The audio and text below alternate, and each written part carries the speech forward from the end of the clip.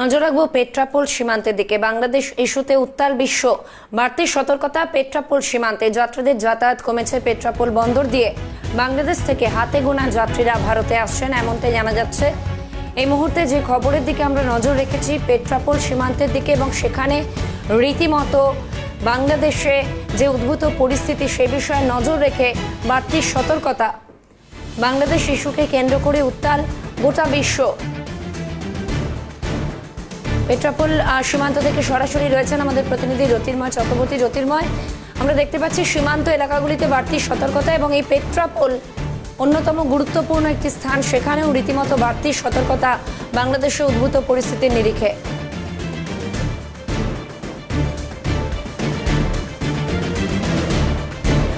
একদম দেখো, এই মুহূর্তে আমরা রয়েছি পেট্রাপোল সীমান্তে। বনগাঁ মহকুমার বিস্তীর্ণ এলাকা, সীমান্তবর্তী অনেক জায়গায় কাটাতার নেই।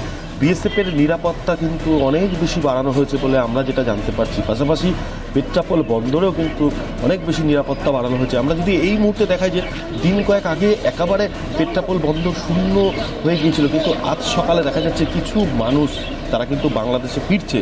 অর্থাৎ বাংলাদেশের এই আতঙ্কের মধ্যেই অনেক বাংলাদেশি যারা ভারতে ছিলেন, বিভিন্ন সম্প্রদায়ের মানুষ তারা ফিরছেন।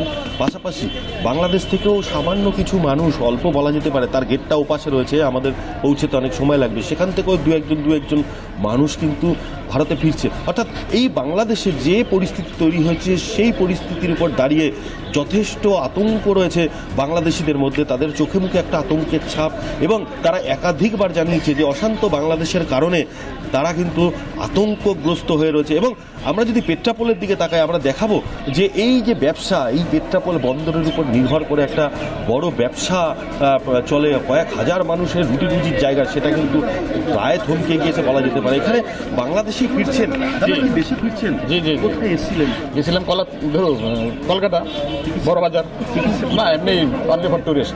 বাংলাদেশে কি পরিস্থিতি আছে? ভালোই পরিস্থিতি জানা ঘটছে, তার চেয়ে বেশি ক্লাস হচ্ছে। এই যে নতুন ইউনিট সরকার, এই সরকার বদলে গিয়ে নির্বাচিত সরকার আসলে কি সমস্যার সমাধান হবে? আশা তো সবাই করতেছে, আমরা করতেছি। কারণ এত মানে ক্ষুধার্ত না, এত পেট ভরা, তার কত খাইনি। আমরা মনে করতেছি ইউনিট সরকার যদি আসে তাহলে খুব ভালো হবে। এই যে বাংলাদেশের যে পরিবর্তন, একটু কথা বলি দাদা, বাংলাদেশে এই যে একটা অশান্ত পরিবেশ তৈরি হয়েছে বলে জানা যাচ্ছে বা দেখা যাচ্ছে, কি বলে এটা সমাধান হবে? এই যে মানুষ আতঙ্কের মধ্যে রয়েছে, সংখ্যালঘুরা আতঙ্কের মধ্যে রয়েছে, এটা তো কাম্য নয় বাংলাদেশের। না, এটা ঠিক নয়। এখন আমাদের একটা সরকার আসতো, সব সমাধান হয়ে গেছে। সরকার আসা না পর্যন্ত কিছু বলা যাচ্ছে। কি পরিস্থিতি জানতে পারছেন বাংলাদেশে? এখন কি হবে যা দেখতেছি তাই বর্তমান সামনে থাকতে আমরা দেখছি যে ফতোয়া জারি করা হয়েছে, মহিলারা বাজারে যাবে না, এমনটাও। না, এখন তো আমরা এটা শুনি নাই, দেখি নাই, কিন্তু হইতেও পারে।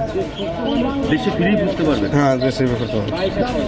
প্রচুর মানুষ রয়েছেন যারা বাংলাদেশি, তারা বাংলাদেশে ফিরছে। আমরা এই মুহূর্তে পেট্রাপোল বন্দরে সেই চিত্রই দেখছি যে দলে দলে অনেক মানুষ ফিরছে। দাদা, আর যাত্রী পারাপারের সংখ্যা কেমন? যাত্রা পাড়ার সংখ্যা এখন ইদানিংকালে তো ভিসা প্রায় শেষের মুখে। ডিসেম্বর 10-12 তারিখ হয়তো লাস্ট মানুষের ভিসা থাকতে পারে। আসছে নতুন করে? আজকে নতুন করে বাংলাদেশে যাচ্ছে, কিছু লোক যাচ্ছে, কিন্তু যাদের ভিসা প্রায় শেষের মুখে তারাই বাংলাদেশে ফিরে যাচ্ছে।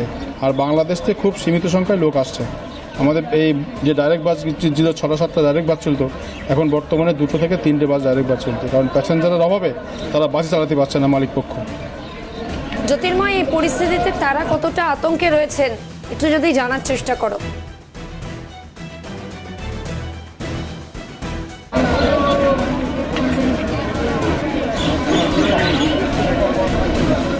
আমরা এখানে বাংলাদেশি যাত্রী যারা ফিরছে তাদের সঙ্গে একটু কথা বলার চেষ্টা করব যে কি পরিস্থিতি বাংলাদেশে রয়েছে বা আতঙ্ক কতটা রয়েছে সেটা কথা বলার চেষ্টা করব।